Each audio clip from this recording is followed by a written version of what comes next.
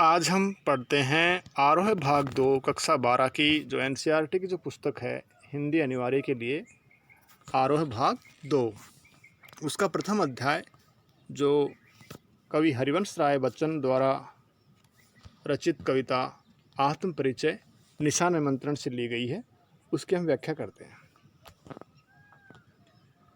कवि कहता है, मैं जग जीवन का भार लिए फिरता हूँ, फिर भी जीवन में प्यार लिए फिरता हूँ। कर दिया किसी ने झंकर जिनको छूकर, मैं सांसों के दो तार लिए फिरता हूँ। यह कवि कह रहे हैं, मैं जग जीवन संसार रूपी जो जीवन है, और कवि उसे किस रूप में मानता है? भार स्वरूप मानता है। क्योंकि जो सांसारिक जो जीवन है, कवि की जो सपने हैं, कल्पनाएं हैं, इच्छाएं हैं, वो पूरी न होने के कारण और दुख दुविधा कठिनाइयों मुसीबतों के कारण जो सांसारिक जीवन भारमय हो गया है, तो कवि कहता कि मैं केवल उसको ढो रहा हूँ या उसको लिए हुए घूम रहा हूँ। फिर भी जीवन में प्यार लिए फिरता हूँ कि मेरे जीवन में इतने दुख दर्द और पीड़ाएं होते हुए भी मेरे जीवन के अंदर प्यार विद्यमान है, या मेरे हृदय के अंदर अभी भी प्यार है। संसार के प्रति, लोगों के प्रति, ईश्वर के प्रति जो प्रेम है, प्यार है, वो मेरे हृदय के अंदर इन सब के बावजूद भी है। कर दिया किसी ने झंकृत जिनको छूकर, मैं सांसों के दो तार लिए फिरता हूँ। यहाँ कवि कह रहा है कि मेरे जीवन के अंदर ये जो प्यार है, प्रेम है, ये होने का कारण कौन है? मेरा प्रिय, जिसने झंकृत कर दिया मेरे जीवन रूपी जो तार है, या मेरा जो जीवन है, सांसें हैं, या ये कहूँ कि जो मेरा जीवन है उसको छूकर मेरे जीवन में शामिल होकर, विद्यमान होकर, और उस प्रिय ने मेरे हृदय को संगीतमय बना दिया, या मेरे हृदय को प्रेममय बना दिया, कि मेरे हृदय के अंदर उसने प्रेम उत्पन्न कर दिया। और उस प्रेम की जो झंकार है, उसी कारण से मेरे हृदय के अंदर इतना प्रेम है, उत्साह है, आवेग है। मैं स्नेह सुरा का पान किया करता हूँ, कि मैं स्नेह सुरा का पान किया करता हूँ। स्नेह सुरा का यहाँ पे स्नेह रूपी सुरा, यहाँ रूपक अलंकार है। स्नेह का मतलब प्रेम, और सुरा का मतलब शराब या मदिरा, कि मैं जो सांसारिक मदिरा है जिसके द्वारा नशा किया जाता है, मादकता आती है, उसकी बजाय मैं प्रेम रूपी जो मदिरा है उसी का सेवन करता हूँ। या मेरे जीवन के अंदर प्रेम का अत्यधिक महत्व है, और मैं अपने हृदय के अंदर उस प्रेम रूपी जो मदिरा है उसी का पान करता रहता हूँ। मैं कभी न जग का ध्यान किया करता हूँ, मैं कभी भी संसार का ध्यान नहीं करता हूँ कि जो सांसारिक जीवन के अंदर जो लोग हैं, दुनिया है, वो क्या कर रही है, क्या चाहती है, या मैं उन लोगों को, इस दुनिया को किस तरह से प्रसन्न रख सकता हूँ, इस तरह की बातों का ध्यान मैं बिल्कुल भी नहीं कर पाता हूँ। जग पूछ रहा उनको जो जग की गाते, संसार केवल उन्हीं लोगों को पूछता है जो संसार की बात करते हैं। सांसारिक लोगों की जो लोग हैं उनको खुश रखने का, प्रसन्न रखने का प्रयास करते हैं लोग, तो उन्हीं की बड़ाई करते हैं, या उनको जब मुझसे कोई उम्मीद होगी तभी वो मेरे बारे में बात करेंगे। उन्हें मुझसे कोई उम्मीद नहीं है, और न ही मैं उनके बारे में कोई बातें करता हूँ। तो इस कारण से लोग उन्हीं लोगों को पूछते हैं जो उनके किसी काम के होते हैं। मैं इस संसार के किसी काम का नहीं हूँ, और इस कारण से जो संसार है वो मुझे नहीं पूछता है, मेरे बारे में बात नहीं करता है। क्यों नहीं करता है? मैं अपने मन का गान किया करता हूँ, कि मैं तो जो मेरे मन के अंदर जो कल्पनाएं हैं, भावनाएं हैं, सपने हैं, उन्हीं के बारे में बात करता हूँ, उन्हीं को गीत गाता हूँ, और मैं इस संसार के बारे में ऐसी कोई बातें नहीं करता हूँ। मैं तो केवल अपनी मस्ती के अंदर प्रसन्न रहने वाला, मस्त रहने वाला व्यक्ति हूँ। मैं निज उर के उद्गार लिए फिरता हूँ, कि मैं निज उर, निज का मतलब अपना, उर का मतलब है हृदय, उद्गार विचार लिए फिरता हूँ, कि मेरे हृदय के अंदर और मेरे जो स्वयं की जो विचार हैं, भावनाएं हैं, सपने हैं, कल्पनाएं हैं, प्रेम है, दया, ममता, इन सब को लिए हुए मैं फिर रहा हूँ। मैं निज उर के उपहार लिए फिरता हूँ। मेरे हृदय के अंदर संसार के प्रति जो प्रेम है, जो देने के लिए जो कुछ है, तो वो लिए मैं घूम रहा हूँ। या ये कहूँ कि मेरे हृदय के अंदर संसार के प्रति जो प्रेम व्यवहार है, प्यार है, जो मैं कुछ दे सकता हूँ, वही लिए मैं इस संसार के अंदर जिंदा हूँ, जीवित हूँ, घूम रहा हूँ।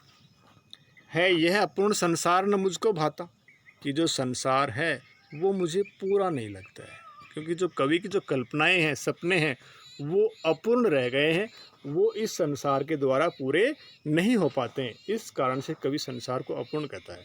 कवि संसार को अपूर्ण क्यों कहता है? क्योंकि कवि की जो कल्पनाएं हैं, कवि के जो ख्वाब हैं, जो सपने हैं, वो इस संसार ने पूरे नहीं किए, इसलिए कवि को ये संसार अपूर्ण लगता है। और इसी कारण से कवि को संसार अच्छा नहीं लगता है, क्योंकि उसकी जो कल्पनाएं हैं, उसके जो सपने हैं, प्रिय का जो साथ था, वो उसको इस संसार के अंदर नहीं मिल पाया, और इस कारण से कवि संसार को अपूर्ण मानता है। मैं स्वप्नों का संसार लिए फिरता हूँ। कवि तो स्वयं के जो सपने हैं, उन सपनों का संसार लिए फिर रहा है। उन सपनों के अंदर ही कवि के जो संसार है, उसी के अंदर कवि के सपने पूरे होते हैं, ख्वाब पूरे होते हैं। तो उसका तो एक अपना अलग ही संसार है जो उसके ख्वाबों को पूरा करने वाला है, और ये जो संसार है वो कवि को अपूर्ण लगता है।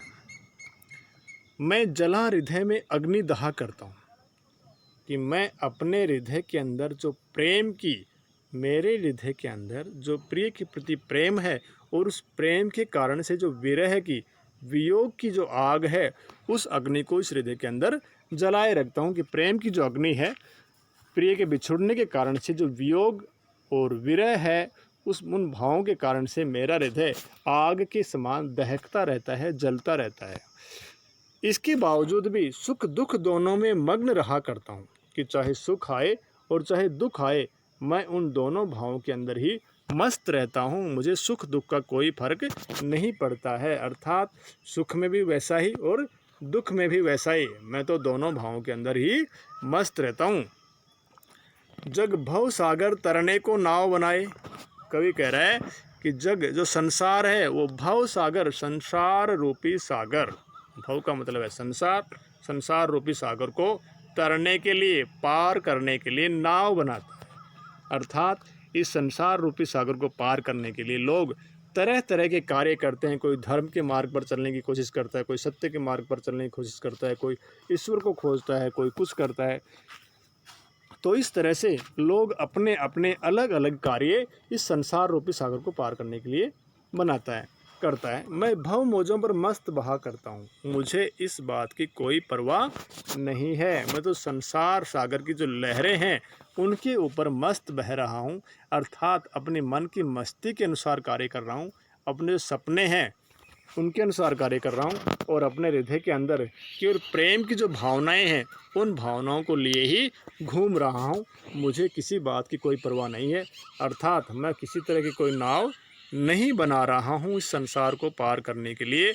मैं तो सांसारिक जीवन की जो लहरें हैं, उमंगे हैं, उनके ऊपर मस्त बह रहा हूँ। मैं यौवन में उन्माद लिए फिरता हूँ। कवि यहाँ कह रहा है कि मैं यौवन का उन्माद लिए फिरता हूँ। यौवन, युवा अवस्था, जो कुछ कर गुजरने की अवस्था होती है, जिसमें सपने होते हैं, ख्वाब होते हैं। तो यहाँ कवि का यौवन के साथ में उन्माद का कारण ये है कि कवि के जो ख्वाब या जो सपने हैं, वो सपने पूरे न होने के कारण कवि कौन सी अवस्था में आ गया है? उन्माद। कवि को उन्माद वाली अवस्था में कवि क्यों आता है? उन्माद लिए क्यों घूम रहा है? अवसाद लिए क्यों घूम रहा है? उन्मादों में अवसाद लिए फिरता हूँ। यौवन का उन्माद, कुछ कर गुजरने का जो उन्माद है, वो लिए फिर रहा हूँ, लेकिन उन्मादों में अवसाद लिए फिरता हूँ। उन्माद, यौवन के उन्माद होते हुए भी जो अवसाद है, दुख है, मन में कुछ न कर पाने की जो पीड़ा है, उसको लिए घूम रहा हूँ। क्योंकि इस युवा अवस्था के अंदर जो मैंने ख्वाब सजाए थे, जो मैंने कार्य करने का सोचा था, वो पूरा न होने के कारण से कवि अवसादग्रस्त है। जो मुझको बाहर हंसा रुलाते भीतर, मैं हाय किसी की याद लिए फिरता हूँ। कवि अपने प्रिय को याद करते हुए कहता है कि जो मुझको बाहर हंसा, कि मुझे अपना जो प्रिय है उसकी जब बातें याद आती हैं तो मुझे हंसी आ जाती है। लेकिन जब याद आता है कि जो मेरा प्रिय है मेरे पास नहीं है, तो मेरी आंखों में आंसू आ जाते हैं और मैं भीतर ही भीतर रोने लगता हूँ। मैं हाय किसी की याद लिए फिरता हूँ, कि मेरे हृदय के अंदर मेरा जो प्रिय है उसकी जो यादें हैं, वो यादें लिए मैं फिर रहा हूँ। कवि आगे कहता है, कर यत्न मिटे सब सत्य किसी ने जाना। कि लोगों ने तरह तरह के यत्न किए संसार रूपी सागर को पार करने के लिए, सत्य को प्राप्त करने के लिए, ईश्वर क्या है या ये संसार क्या है, इन सब को खोजने के लिए सभी लोगों ने पता नहीं कितने प्रयत्न किए, लेकिन सब के सब ये यत्न करते हुए ही मिट गए। उस सत्य को कोई भी जान नहीं पाया कि संसार का सत्य क्या है। नादान वही है हाय जहाँ पर दाना। और ये होने का कारण, सत्य को प्राप्ति न होने का कारण ये है, नादान वही है हाय जहाँ पर दाना। कि जिस तरह से पक्षी जाल में फंस जाते हैं, उन्हें पता है यहाँ जाल है, लेकिन उनको केवल वो दाने दिखाई देते हैं और उस जाल के अंदर फंस जाते हैं। इसी तरह से जो मनुष्य है वो सारे कार्य करता है, धर्म के मार्ग पर चलने का प्रयास करता है, ईमानदारी रखता है, सत्य की खोज करता है, लेकिन ज्यों ही उसके सामने कोई ऐसी वस्तु आती है जो उसको प्रिय लगती है, तो उसके मन में लालच आ जाता है और वो सारा कराया नष्ट कर देता है। हाय जहाँ पर दाना। कि जब लालच देखा तो लालच के साथ में ही मनुष्य उस लालच में फंस जाता है और अपने जीवन जो है अपना उसको बर्बाद कर देता है, ख़त्म कर देता है, नष्ट कर लेता है। फिर मूढ़ ने क्या जग जो इस पर भी सीखे। मैं सीख रहा हूँ सीखा ज्ञान बुलाना। कि मैं संसार को क्या कहूँ, मूढ़ ही कहूँ, पागल ही कहूँ। क्यों? क्योंकि जब उसको पता है कि लोभ लालसा के कारण से जीवन हम नष्ट कर लेंगे, तो उसके बावजूद भी वो उस लोभ लालसा को नहीं छोड़ता है। इस पर भी सीखे। इसके बावजूद भी, इतना कुछ होने के बाद भी, जब मनुष्य ये जो संसार है वो उस चीज़ को सीख नहीं पाता है, तो मैं संसार को मूर्ख ही कहूँगा। मैं सीख रहा हूँ सीखा ज्ञान भुलाना। कि जो बेईमानी, भ्रष्टाचार, लालच, इस तरह की जो सांसारिक जो चीज़ें हैं, सांसारिक जो कार्य हैं, मैं उनको भूलने का प्रयास कर रहा हूँ। क्योंकि जब वो चीज़ें मुझे इस संसार से पार करवा ही नहीं सकती, तो वो मेरे किस काम की। मैं और जग और कहाँ का होता, मैं और, कि मैं इस संसार के लायक नहीं हूँ। और जग और संसार अलग ही है। मेरे और संसार के अंदर किसी प्रकार का कोई संबंध नहीं है। कहाँ का नाता, कोई नाता नहीं रह सकता, क्योंकि हम दोनों के विचार जो हैं, कार्य हैं, वो मिलते ही नहीं हैं। संसार के जो लोग हैं उनके अलग कार्य, अलग भावनाएं, अलग विचार है, और मेरे अलग भावनाएं, अलग कार्य और अलग विचार है। मैं तो केवल अपनी मस्ती में मस्त रहने वाला प्राणी हूँ। मैं बना कितने जग रोज मिटाता। कि ये संसार है, ये मेरे लिए कोई महत्व नहीं रखता। जग जिस पृथ्वी पर जोड़ा करता वैभव, मैं प्रतिपक्ष से उस पृथ्वी को ठुकराता।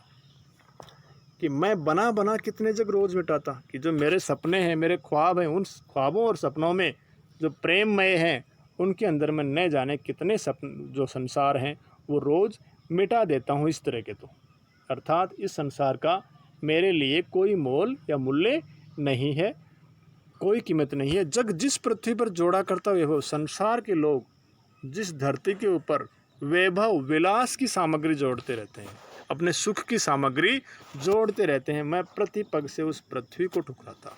मुझे ऐसी पृथ्वी नहीं चाहिए, ऐसी धरती, ऐसा संसार मुझे नहीं चाहिए जहाँ पे विलास की सामग्रियाँ जोड़ी जाएं भोग विलास के लिए, और लोग संसार जो है उसके पीछे पड़ा रहे, जबकि जो सारा कुछ है वो अंत में नष्ट होना है।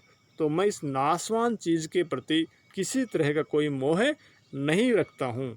मैं निज रोदन में राग लिए फिरता हूँ। निज रोदन, अपने रुदन के अंदर, कि मेरा जो रुदन है, रोना है, उसमें भी एक राग है, क्योंकि उसका एक तुक है। वो अपने ईश्वरीय प्रेम के लिए या अपने प्रिय के लिए जो कवि है वो गीत गा रहा है, रो रहा है, तो उसके जो रुदन के अंदर भी एक राग है। शीतल वाणी में आग लिए फिरता हूँ।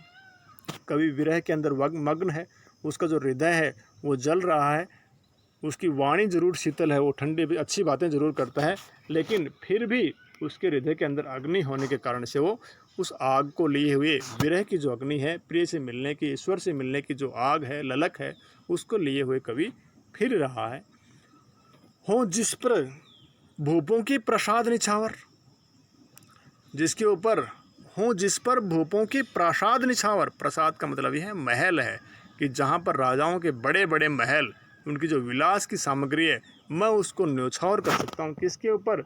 मैं वह खंडहर का भाग लिए फिरता हूँ, क्योंकि मेरे हृदय के अंदर जो मेरा प्रिय था मुझसे बिछुड़ गया है, उसकी जो यादें हैं, यहाँ कवि अपने प्रिय से बिछड़ने के बाद की जो यादें हैं, पहले की जो यादें हैं, उन यादों को खंडहर की उपमा दे रहा है कि मैं अपने हृदय के अंदर अपना जो प्रिय है, उस प्रिय की जो यादें हैं, बातें हैं, हम दोनों ने जो साथ जो समय बिताया है, उन यादों बातों के ऊपर जो संसार के जो लोग हैं या जो राजाओं के जो महल हैं, उन महलों को भी मैं न्यौछावर कर सकता हूँ। अर्थात मैं राजाओं की उन महलों को भी अपने प्रिय की उन जो यादें हैं उनके ऊपर न्यौछावर करता हूँ। मैं रोया इसको तुम कहते हो गाना, कि जब मैं रोने लग गया, मैं उस प्रिय की याद के अंदर जब मैं रोया और मैंने कुछ कहा तो इसको तुम लोगों ने गाना समझा, गीत समझा। असल में ये कोई गीत नहीं है, ये मेरे प्रिय के लिए तो याद में जो कहे गए शब्द हैं वो हैं जिन्हें आप लोग गीत समझते हो। मैं फूट पड़ा तुम कहते छंद बनाना, मैं फूट पड़ा। यह कवि कहता है कि मैंने जब अपने हृदय के भावों को व्यक्त किया तो आप लोगों ने कहा कि कवि ने तो छंद बना दिया। यहाँ मैंने कोई छंद नहीं बनाया, मैं तो अपने जो हृदय के भाव हैं उन भावों को व्यक्त कर रहा हूँ। क्यों कवि कहकर संसार मुझे अपनाए, जो संसार है वो मुझे कवि मानकर क्यों अपनाए, क्योंकि मैं तो केवल अपने ही गीत गाता हूँ, मैं संसार की कोई बातें नहीं करता हूँ, संसार से मुझे कोई लेना देना नहीं है, इसलिए मुझे कवि कहकर संसार क्यों अपनाएगा। मैं दुनिया का हूँ एक नया दीवाना, कि जिस तरह से दीवाना पागल जो किसी के प्रेम में दीवाना रहता है, जिसे दुनिया की कोई दुनियादारी से कोई मतलब ही नहीं है, तो मैं भी उसी तरह का हूँ। मैं दुनिया का हूँ एक नया दीवाना, कि मैं भी इस दुनिया का एक नया दीवाना हूँ जो अपने प्रिय की याद के अंदर हर समय खोया रहता है और संसार का किसी प्रकार का कोई ध्यान नहीं रखता है। मैं दीवानों का वेश लिए फिरता हूँ। मैं क्या कर रहा हूँ, मैं दीवानों जो प्रेम में पागल है उसी वेश को मैं लिए घूम रहा हूँ, मुझे संसार का कोई ध्यान नहीं है। मैं अपनी मस्ती के अंदर, जो दीवाना होता है जो केवल अपने प्रेम या प्यार की याद के अंदर और अपनी मस्ती के अंदर मस्त रहता है, मैं भी उसी तरह से मस्ती के साथ में घूम रहा हूँ। मैं मादकता निःशेष लिए फिरता हूँ, क्योंकि मेरे हृदय के अंदर अपने प्रिय के लिए प्रेम ही प्रेम भरा है और उस प्रेम की जो मादकता है, नशा है, वो लिए मैं इस संसार के अंदर घूम रहा हूँ। जिसको सुनकर जग झूम झुके लहराए, मैं मस्ती का संदेश लिए फिरता हूँ, क्योंकि जो सबसे बड़ा जो संदेश है वो प्यार का है, प्रेम का है, मोहब्बत का है, तो वो संदेश लिए मैं घूम रहा हूँ।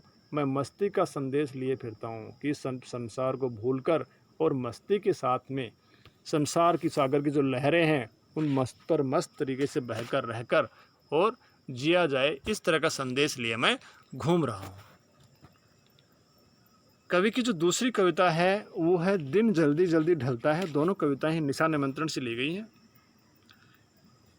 यहाँ इस कविता के अंदर कवि व्यक्त करता है कि सभी लोगों को शाम होने के बाद में और अपने घर जाने की जल्दी लग जाती है, लेकिन जहाँ कवि है उसको इस तरह की कोई जल्दी नहीं है, शीघ्रता नहीं है, क्योंकि कवि का उसके घर पर जहाँ उसकी मंजिल है इंतज़ार करने वाला कोई नहीं है, और इस कारण से कवि का जो हृदय है वो भावुक हो जाता है, दुखी हो जाता है। दिन जल्दी जल्दी ढलता है, हो जाए न पथ में रात कहीं, मंजिल भी तो है दूर नहीं। कवि कहता है कि दिन जल्दी जल्दी ढलता है, कि पूरे दिन भर काम करने वाला, चलने वाला जो पंथी है वो खूब तेज़ी से कार्य करता है, लेकिन उसके बावजूद भी जो दिन है वो शीघ्रता से ही अस्त हो रहा है। हो जाए न पथ में रात कहीं, मंजिल भी तो है दूर नहीं, यह सोच थका दिन का पंथी भी जल्दी जल्दी चलता है, दिन जल्दी जल्दी ढलता है। कवि कहता है कि हो जाए न पथ में रात कहीं, जो पथिक है वो ये सोचता है कि रास्ते के अंदर ही कहीं रात नहीं हो जाए। मंजिल भी तो है दूर नहीं, क्योंकि अब जो मंजिल है वो भी पास में ही है। अगर हम कहीं पड़ाव डालें रास्ते के अंदर, कहीं अगर मैं रुकूं तो रुकना भी मुनासिब नहीं है, क्योंकि मंजिल अब ज़्यादा दूर नहीं है। यह सोच थका दिन का पंथी भी जल्दी जल्दी चलता है। जो पंथी, जो राहगीर पूरे रास्ते पूरे दिन भर चलता रहा, वो सोचता है कि अब मंजिल पास में ही आ गई है, इसलिए जो उसके कदम हैं वो और शीघ्रता से और तेज़ी से उठने लगते हैं। घर जाने की उसको भी जल्दी लग जाती है, या ये कहें कि जो जो जो मंजिल पास आती है उसी के अनुसार व्यक्ति के अंदर उत्साह और आवेग हैं वो बढ़ जाते हैं और वो मंजिल को तुरंत प्राप्त करने का प्रयास करता है। बच्चे प्रत्याशा में होंगे, नेड़ों से झांक रहे होंगे, यह ध्यान परों में चिड़ियों की भरता कितनी चंचलता है, दिन जल्दी जल्दी ढलता है। कवि कह रहा है कि बच्चे प्रत्याशा में होंगे। प्रत्याशा का मतलब है लौट कर आने की आशा, कि बच्चों को उम्मीद है कि जो मम्मी पापा माँ बाप जो चिड़िया के बच्चे हैं वो सोचते हैं कि हमारे जो माता पिता हैं जो लौट कर आएंगे, प्रत्याशा लौट कर आने की आशा में है। नेड़ों से झांक रहे होंगे और अपने जो घरौंदे हैं घोंसले हैं उनमें से वो झांक कर देख रहे होंगे कि आए कि नहीं, अर्थात वो बेसब्री से उनका इंतजार कर रहे होंगे। यह ध्यान परों में चिड़ियों की भरता कितनी चंचलता है, कि जो ही चिड़ियों को ध्यान आता है, पक्षियों को ध्यान आता है कि हमारे जो बच्चे हैं वो हमारा इंतज़ार कर रहे हैं, तो उनके जो पंख हैं उनमें भी तेज़ी आ जाती है और वो और तेज़ी से उड़ने का प्रयास करते हैं ताकि और शीघ्रता से वो अपने घोंसलों पर, अपने घर पर पहुंच सकें। दिन जल्दी जल्दी ढलता है क्योंकि जो दिन है वो शीघ्रता से अब ढल रहा है और शीघ्र ही हमें अपनी मंजिल पर पहुंचना होगा। मुझसे मिलने को कौन विकल, यहाँ कवि अपनी पीड़ा को व्यक्त करता है। मुझसे मिलने को कौन विकल, विकल का मतलब व्याकुल, बेचैन, कि मुझसे मिलने के लिए कौन बेचैन हो सकता है। अर्थात मेरा तो किसी को कोई इंतज़ार ही नहीं है, मैं हूँ किसके हित चंचल, क्योंकि मेरा इंतज़ार नहीं करने वाला होने के कारण से मैं किसके लिए शीघ्रता करूँ। अगर मैं मंजिल पर पहुँच भी जाऊँगा या घर पर पहुँच भी जाऊँगा तो वहाँ कौन मेरा इंतज़ार करने वाला बैठा है। तो मैं तो इस तरह से कवि के का जो हृदय है वो दुखी हो जाता है। ये प्रश्न शिथिल करता पद को भरता और में विफलता है। कवि मन ही मन में ये प्रश्न करता है कि मेरा इंतज़ार किसको होगा या मैं किसके लिए इतनी शीघ्रता से जाऊं। भरता और में विफलता है, और जो उसका जो हृदय है, और का मतलब हृदय, विफलता, दुखी, मन ही मन के अंदर, हृदय के अंदर कवि दुखी हो जाता है, भावुक हो जाता है, ये सोचकर कि मेरा इंतज़ार करने वाला कोई भी नहीं है जिसके लिए मैं चंचल हूँ, या ऐसा कोई व्याकुल होने वाला नहीं है जो मेरा इंतज़ार कर रहा होगा, मेरी राह देख रहा होगा। दिन जल्दी जल्दी ढलता है। धन्यवाद।